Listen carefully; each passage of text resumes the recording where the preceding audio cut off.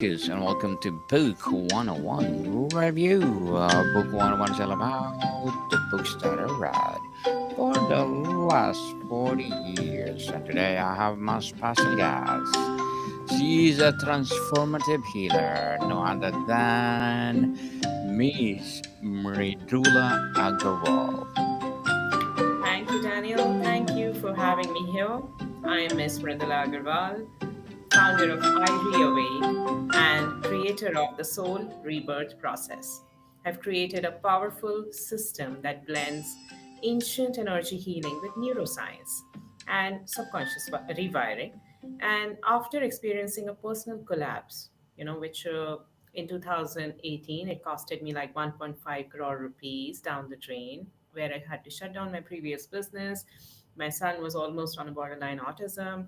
I had chronic illnesses, and the marriage obviously, which took a strain because of all of this. I rebuilt my life piece by piece by getting deeper and deeper into healing modalities, subconscious wirings, past life, and many variety of modalities that now I have combined, and I help people get over or turn around their life from impossible situations in 24 hours. Miss Mridula Agarwal, thank you so much for sharing your knowledge and wisdom to the Thank you very world. much. And today, let's talk about one of your favorite and for sure influence your journey. Tell us what is the title of the book. So there is a book which I came across while myself undergoing an intensive healing, The Songs of Trees by David George Haskell. And I definitely owe this author my life in gratitude many times over, because it was only after I went through this book myself that somehow deeply a lot of things shifted within me. So, to give you a little bit of context, Daniel, all of us go through these phases in life where we are re-evaluating who we are. What do we want to do in our life? What kind of people do we have? Do we want to keep them, or do we want to get away from them?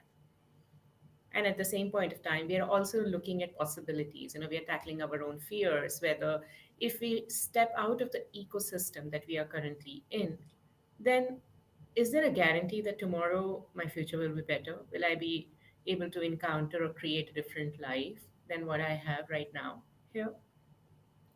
This is the juncture at which I met this book, Songs of Trees. And don't let the title fool you, anyways, by thinking that this is some ecology or biology book. It is. But it is much, much, much more than that. Much, much more than that for sure. So, how did the book's concept of trees as living networks change your understanding of ecosystems?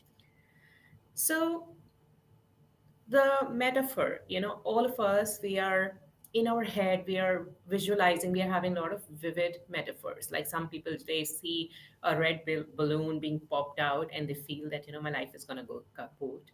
And some people, they feel I am coming out of a tunnel, a dark tunnel, and then they feel, okay, I feel certain that I will be out of my troubles.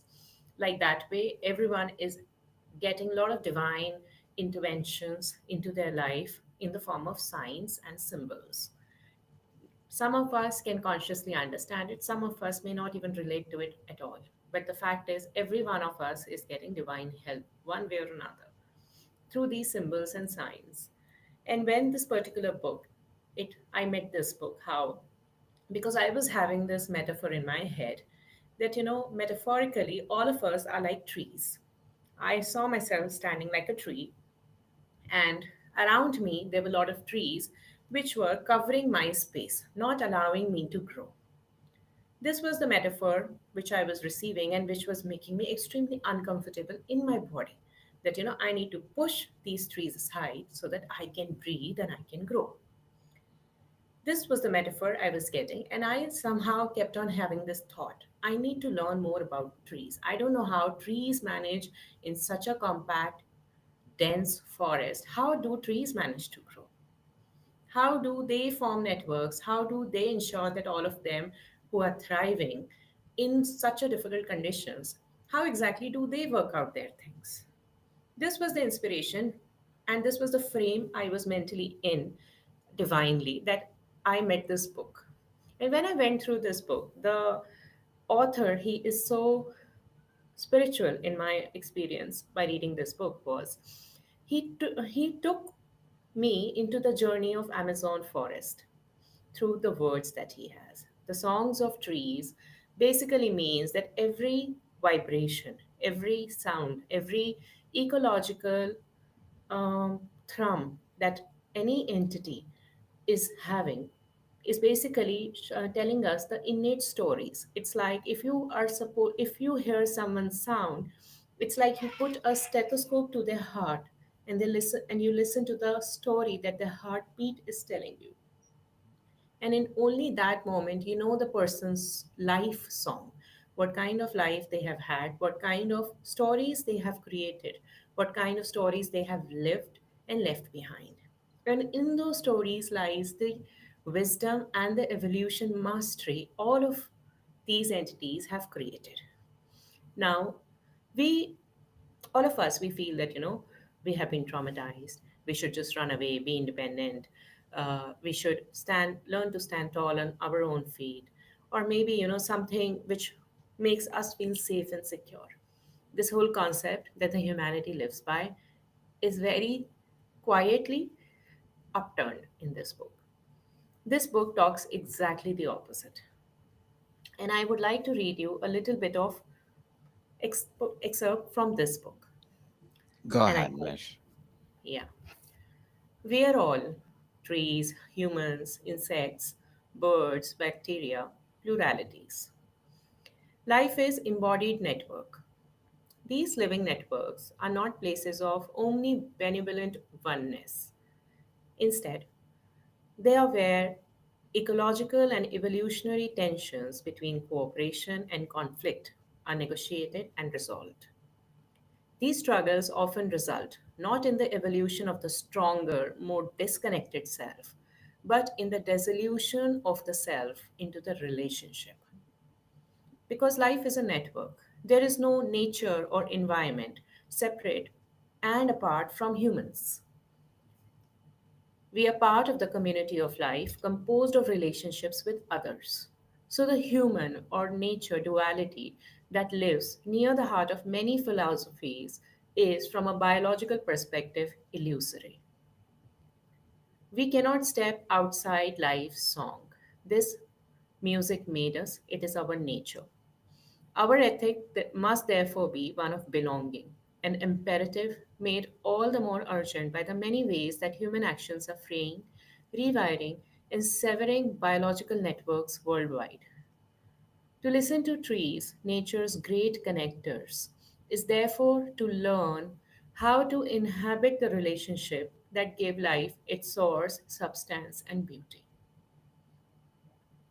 And as I continued to read this book, the more and more I realized that as the author spoke about a particular tree, a particular ecosystem, it showcased the intelligence or the perfection with which a tree has utilized all the components of its environment, all the challenges. And like a masterful music composition, it has found a way to thrive, not by redefining the rules, not by changing the script, not by doing something defying to logic. It took what it has, molded itself into the whole rhythm, and found its own rhythm to beat. This is the songs of trees, the way they have managed to accommodate into everything. So, how does the Song of Trees blend science and storytelling to make complex ecological concept accessible?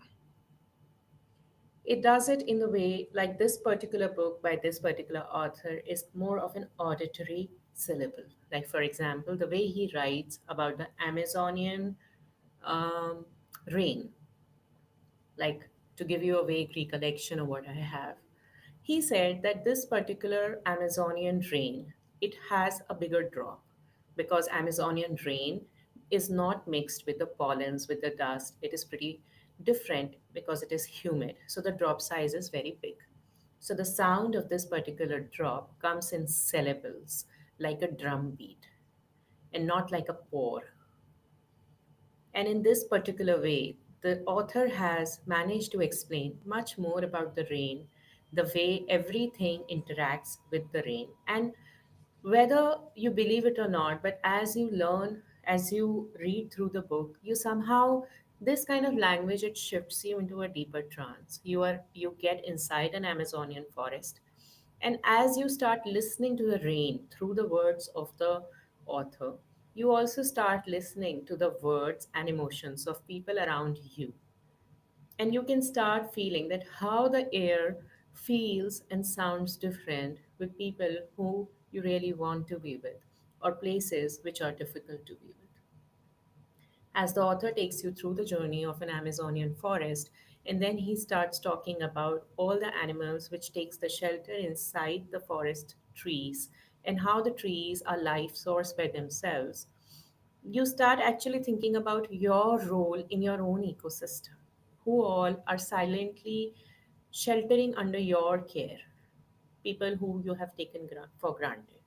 And how, with those kind of relationships which you have from your people, how you are thriving and supporting a whole ecosystem. So, your own perspective of who you are and what is your importance in your own ecosystem, that expands. And author is able to do it very effortlessly without being preachy, without being scientific, without being overtly verbose. Piece by piece and minute by minute, you can get deeper and deeper inside a forest. And then you start understanding things which otherwise would have been completely lost on you. What challenges does the book highlight in preserving trees and their ecosystems in the face of modern development? The book continuously talk about how human nature has learned to compartmentalize ourselves and nature like two different beings. It is only when we realize we are nature, we are trees, we also have same parallel lives as trees.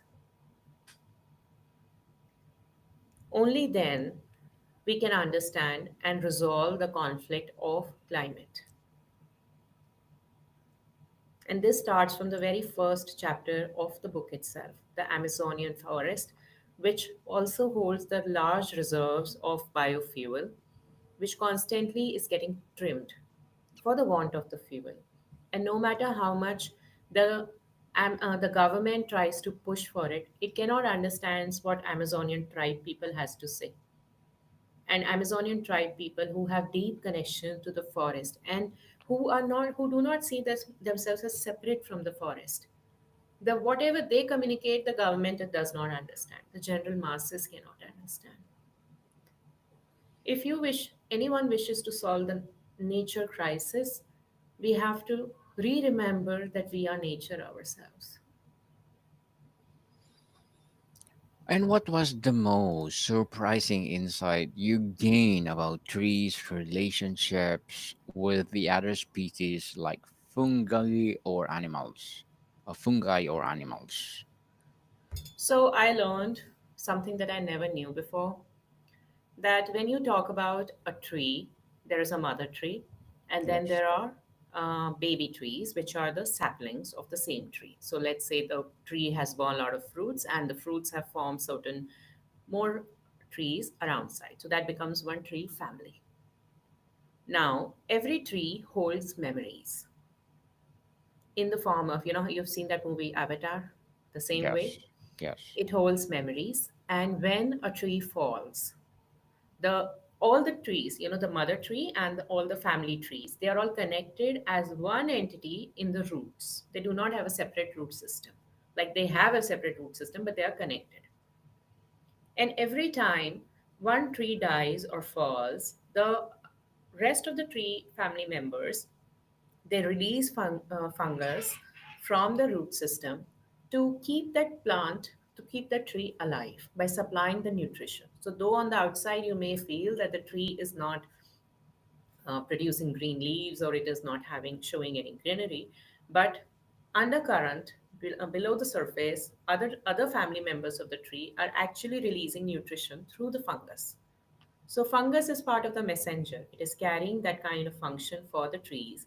And everything, all the wisdom that this dead, supposedly dead tree has, they are able to constantly attach itself to that kind of memory base and learn about weather cycles, to learn about the lurking dangers, to they can continuously consult each other for what kind of new defense mechanisms they need to create. That was very, very awe inspiring for me because I never saw trees like that. Interesting indeed.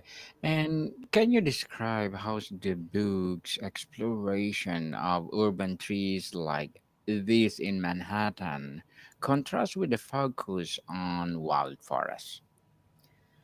So, uh, the way, other than the ecological or the physiological aspects, the way this book has categorized three sections of the book are like this. The first trees, first section of the book, first third of the book is about the trees, which are by large in their own forest in which the humans are limited. So, those are the areas of the trees and how trees dominated, how trees form network there.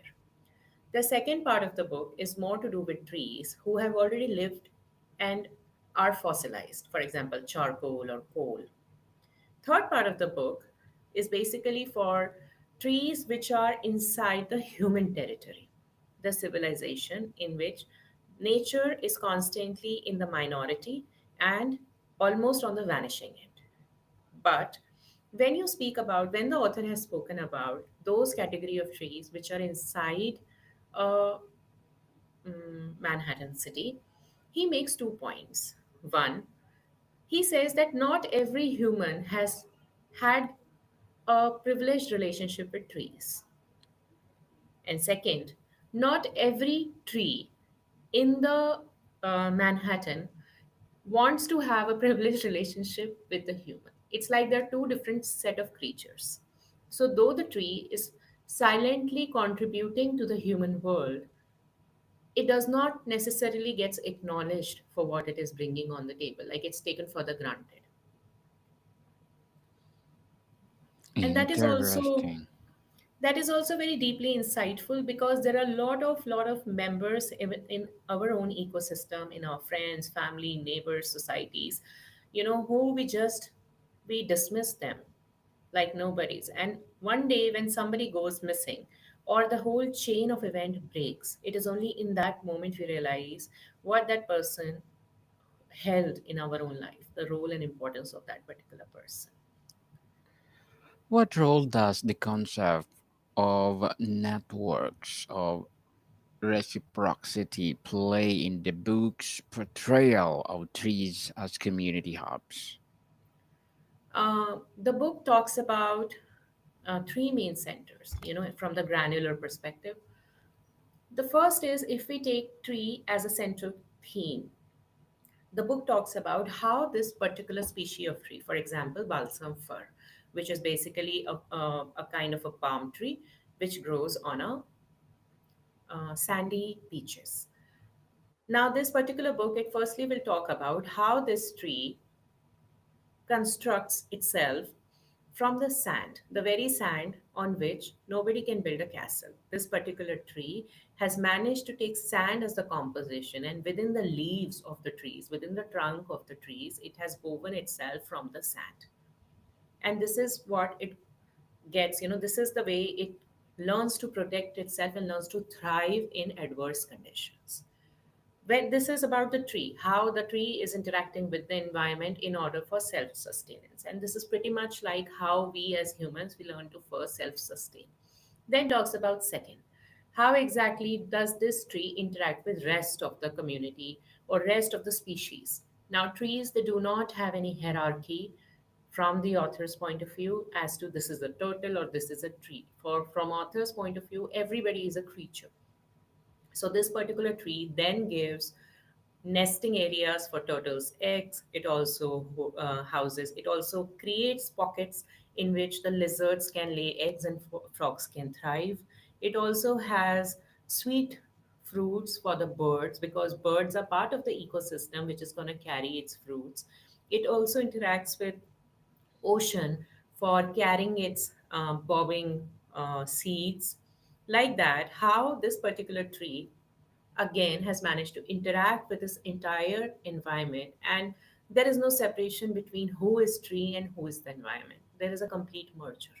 None can exist without each other. It's a very symbiotic ecosystem. And every place, every chapter of the book, or if you see the whole rhythm of the book, after second or third chapter, that whole mental compartment that all of us have will start dissolving. Miss Mridula, as a transformative healer, what are your short term and long term goals? So my short-term goal is, of course, to reach many people, as many people as possible. I would love to help out people who are deeply suffering from any kind of trauma. They're not able to get out of chains of the past, or they want to create a life which seems quite far away. And my long-term uh, goal will be to make world a better place, to help the whole era to turn its tide and become more evolved beings who are kinder and more compassionate than what we are currently.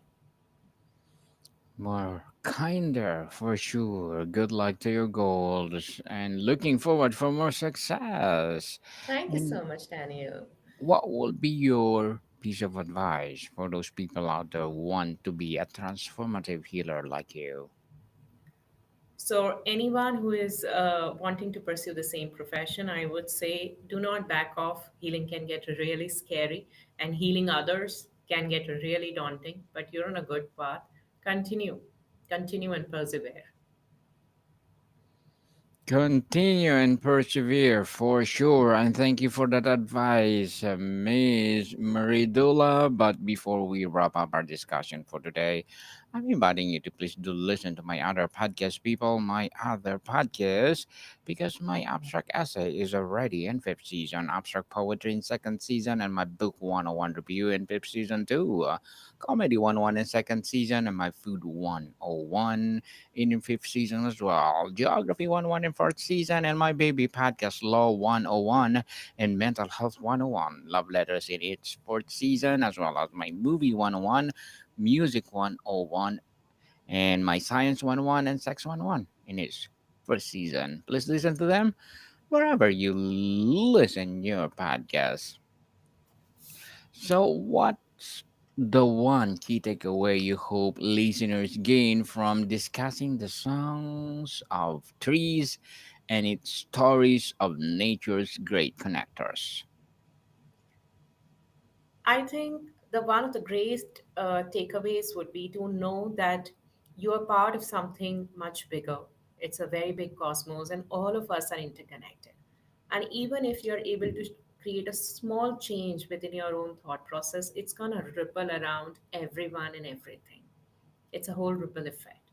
So leverage that. Don't be scared of it. Leverage it. Miss Mridula Agarwal, thank you so much for sharing your knowledge and wisdom Thank you, to Daniel. the world. So, can you please invite our listeners to support your advocacy, your business, or whatever projects that you're doing right now? Miss Meridula, where do people reach you? So we have a website, www.ireawake.com. All the listeners can book a free 30-minute clarity call to begin with, and they can figure out what life patterns are holding you back. What does life try to teach you, which you are not able to learn, and those patterns keep repeating. And maybe you are ready to begin your own journey from there. Yes, people, let's support Miss Meridula Agarwal because if you support her, for sure, more and more and more empowering, transformative healing to come. So, Miss Meridula, thank you so much for your time. Thank you, Daniel, for having me. All the best to you. More to come, people. See you See soon. you.